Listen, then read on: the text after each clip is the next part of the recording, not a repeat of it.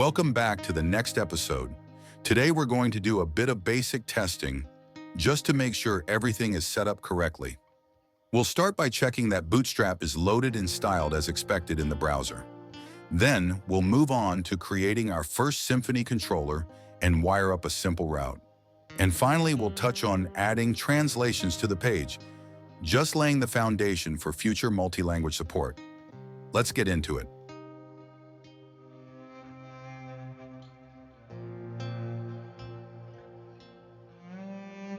Before we continue, there's one small but important thing to add: the meta viewport tag. This is required by Bootstrap to ensure responsive design works correctly across devices. Let's head over to the official Bootstrap website, grab that tag, and paste it into the section of our base template.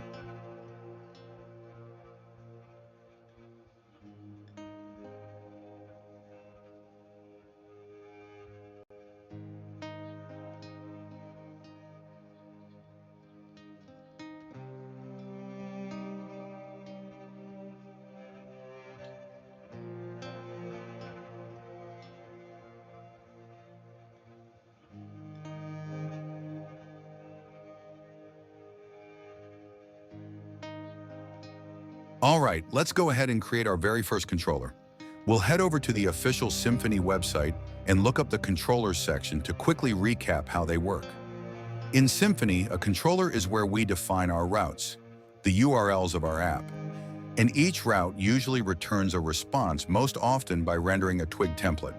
To make things easier, we're going to use Symfony's built-in MakerBundle and run the make:\controller command to generate everything we need: the controller itself and the matching Twig file.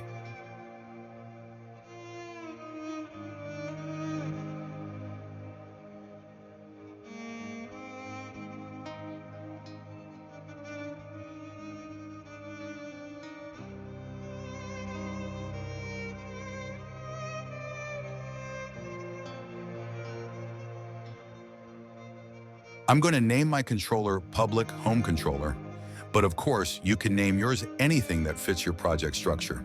When we run the make:\controller command, Symfony will automatically generate two files for us: a PHP controller file inside source controller directory and a matching Twig template inside templates directory. Nice and easy. It's all scaffolded and ready to go.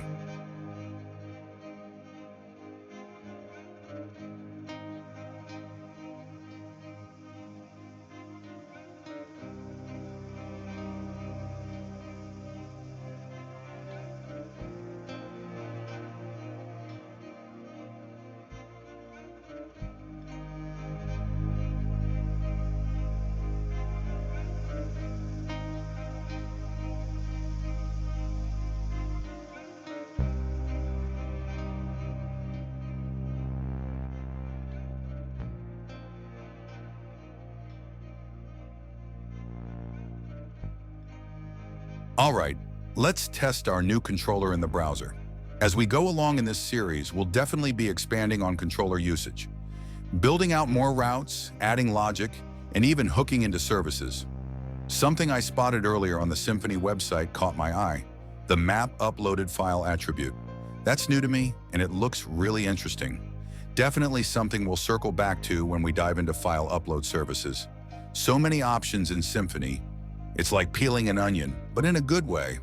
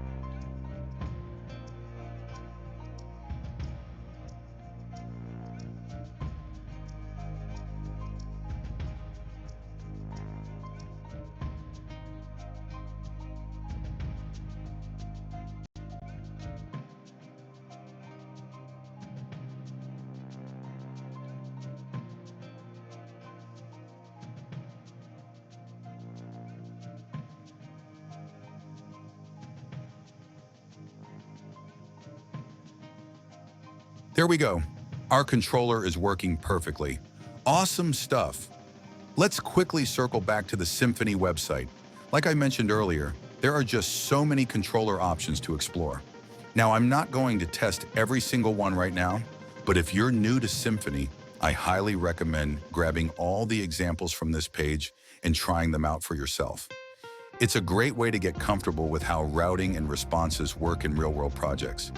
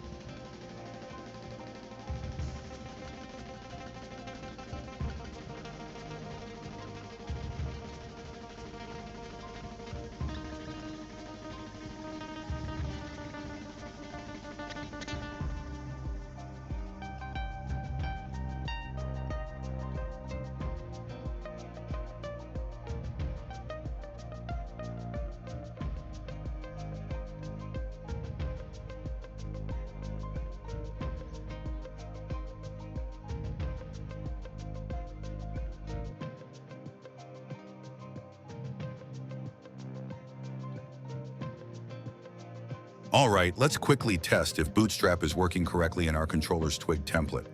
I'm going to grab a basic form example from the Bootstrap website and paste it into our template.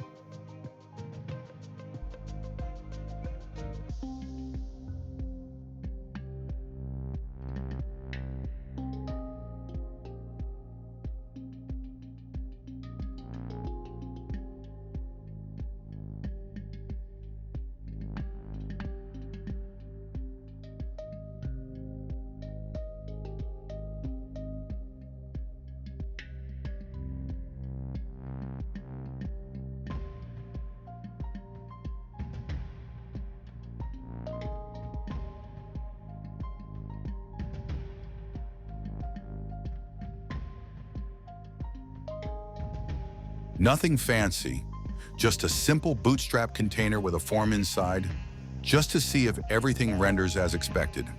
Let's drop it in and check it in the browser.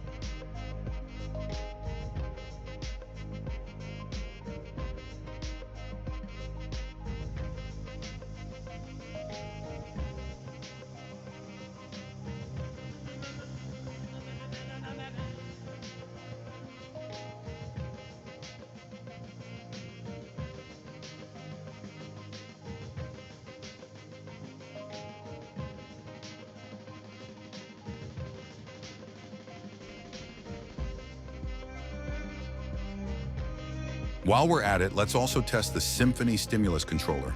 When we installed the UX bundle earlier, it automatically created a basic hello controller.js for us. Perfect for a quick demo. So I'm going to update our Bootstrap container and split it into two columns, one side for a simple Symfony controller test, and the other for the stimulus controller.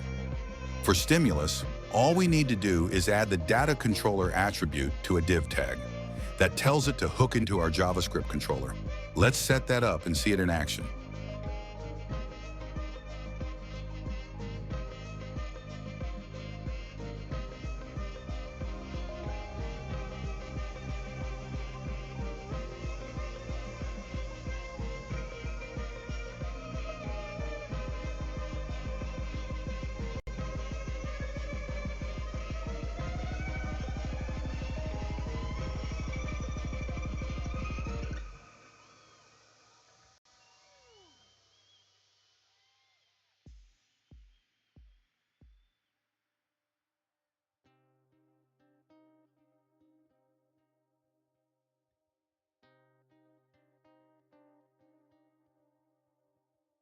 All right, let's head over to the Symfony website and navigate to the UX Stimulus Bundle documentation.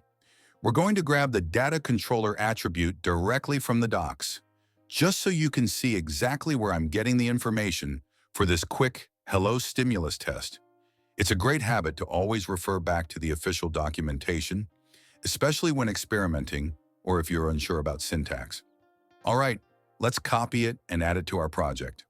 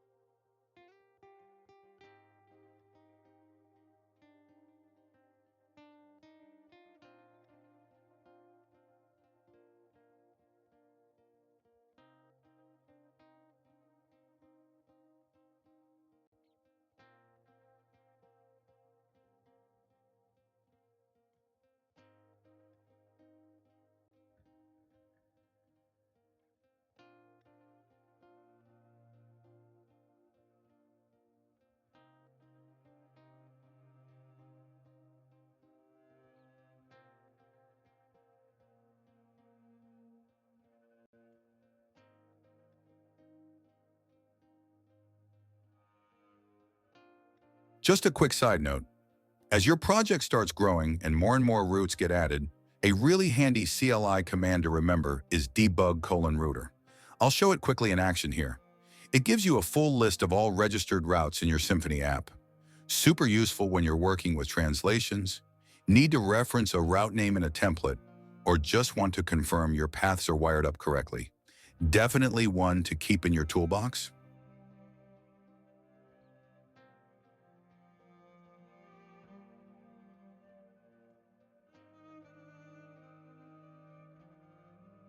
Just a quick mention of the built-in Symfony MakerBundle.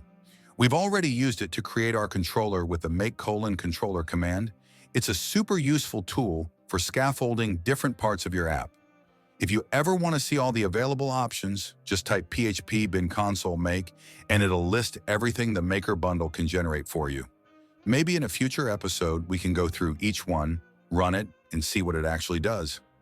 Let me know in the comments if that's something you'd like to see. Could be a fun deep dive.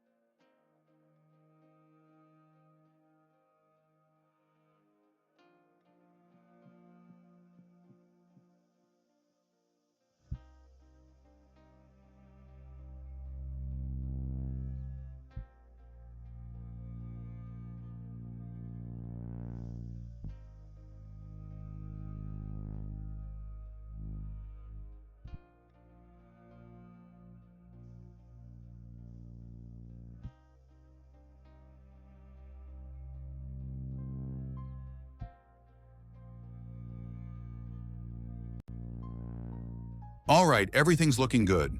So far, we've got our basic config and YAML files set up. Now let's test Symfony's translation feature. We're going to create two .yaml files under the translation/directory1 for each language we want to support. Then we'll add some simple key value translations and test it out in our controller template to make sure everything's working as expected.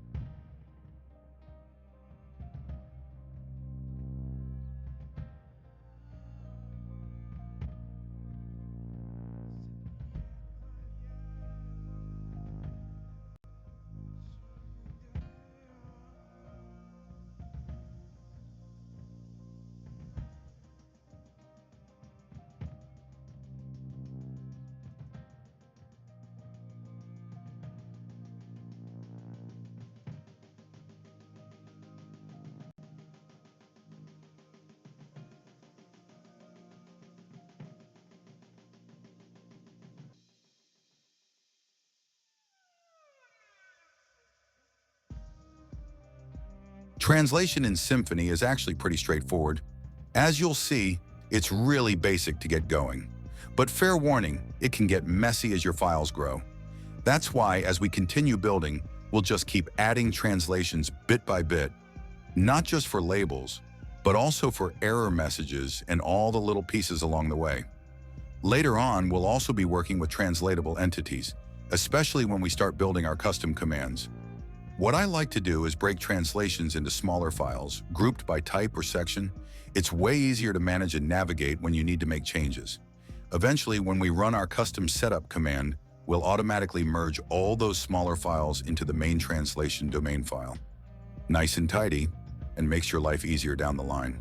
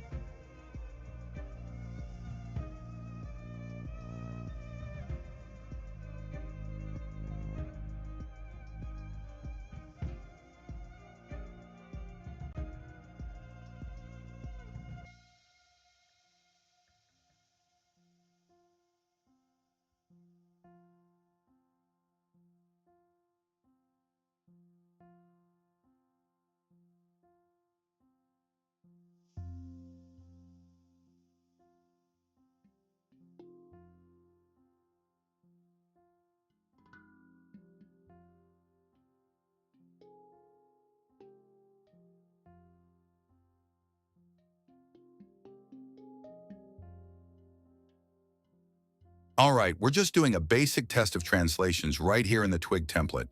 Symfony comes with a built-in translation service. Really powerful stuff. You can use it directly in your templates, or injected into your controllers and even forms. The nice part is, Symfony handles the translation before it's displayed in Twig. Later on, we'll definitely dive deeper into more advanced setups. Dynamic translations, database-driven, and even translatable entities. But for now, we're just laying the foundation and making sure everything's working as expected.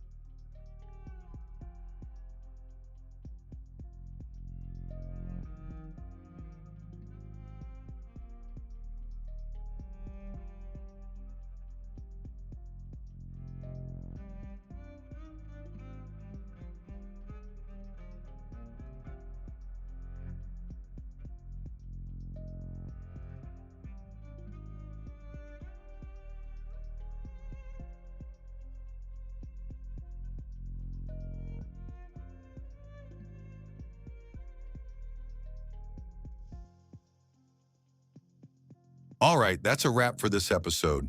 We've done quite a bit today. From creating our first Symfony controller and setting up the base template, to testing Bootstrap and Stimulus to make sure everything's wired up correctly. We also touched on translations and got a basic setup in place for handling multiple languages in our app. So yeah, solid progress. If you found this helpful or have suggestions for what you'd like to see next, drop a comment below. And if you're enjoying the series so far, don't forget to like and subscribe to stay in the loop. Thanks for watching, and I'll catch you in the next episode.